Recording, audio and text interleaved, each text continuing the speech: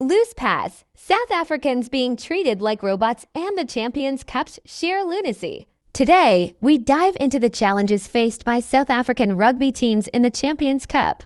Are these athletes being treated as mere robots? Let's explore the controversies and insights shared by key players and coaches. Section 1. Sharks head coach John Plumtree didn't mince his words after his team suffered a crushing defeat at Welford Road. He stated, "We've got to look after these athletes. They are not robots. They don't front up every week." And right now, the South African boys are treated like robots. Plumtree's frustration stems from the demanding travel schedules for South African teams in European competitions. He questioned, "Why are we sending a team up here for 1 week?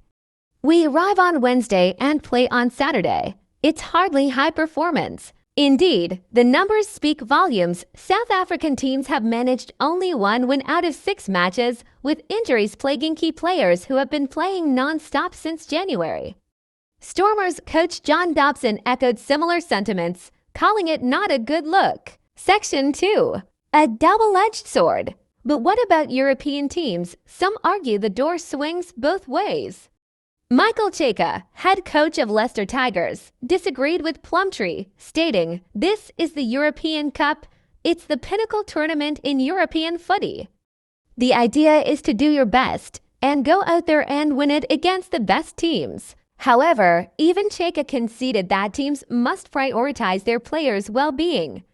Perhaps the bigger question is, can South African teams sustain their presence in a tournament that demands so much? Section 3. The Champions Cup struggles. The Champions Cup itself is not without flaws.